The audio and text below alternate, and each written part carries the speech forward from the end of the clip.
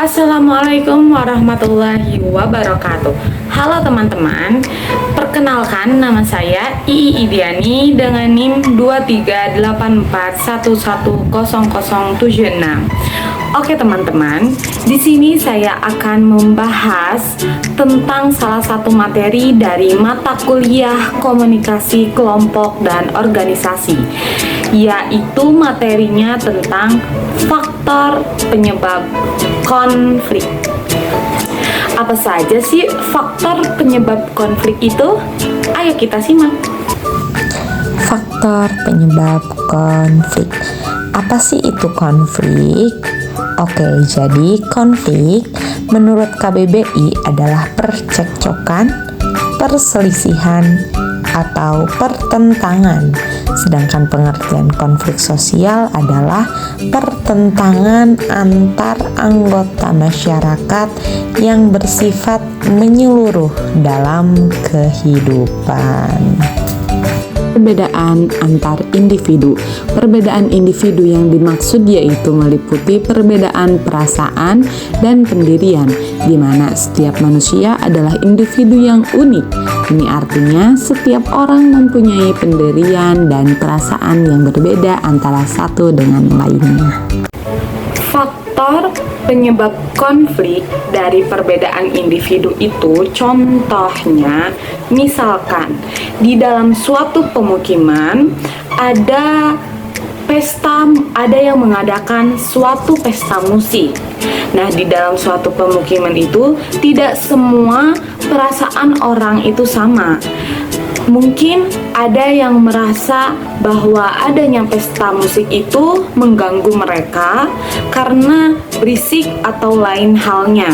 Dan ada juga yang menganggap bahwa pesta musik itu membuat mereka bahagia karena mereka merasa terhibur. Nah, itu menjadi salah satu faktor dari penyebab konflik. Oke, dilanjut ke yang selanjutnya, yaitu perbedaan latar belakang kebudayaan sehingga menciptakan pribadi yang berbeda.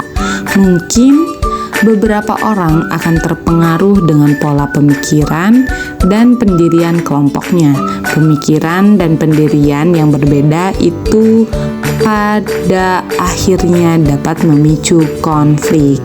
Perbedaan latar belakang sehingga menciptakan pribadi yang berbeda itu contohnya itu pertentangan adat dan modernitas di kota-kota besar.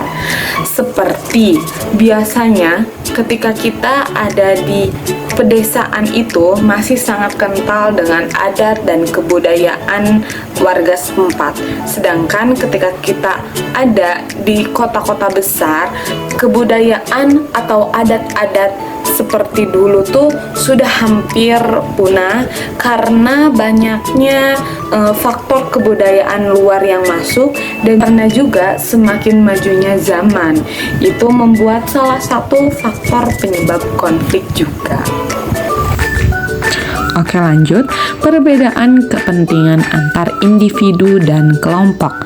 Setiap orang pasti memiliki perasaan, pendirian, atau latar belakang kebudayaan yang berbeda-beda. Oleh karena itu, dalam waktu yang bersamaan, masing-masing orang atau kelompok mempunyai kepentingan yang berbeda-beda. Terkadang, orang-orang melakukan hal yang serupa namun memiliki tujuan yang berbeda-beda. Perbedaan kepentingan antar individu dan kelompok. Contohnya itu seperti pemanfaatan hutan.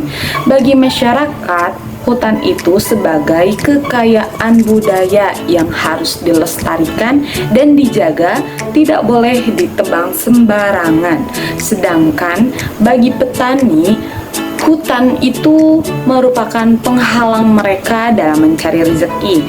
Jadi petani lebih memilih untuk menebang pohonnya dan membuat ladang seperti itu. Perubahan nilai yang ekspres dan mendadak di dalam penduduk. Perubahan merupakan sesuatu yang wajar terjadi. Tapi, bila perubahan tersebut berlangsung secara cepat dan mendadak, maka perubahan itu dapat memicu terjadinya konflik sosial. Oke, perubahan nilai yang ekspres dan mendadak di dalam penduduk.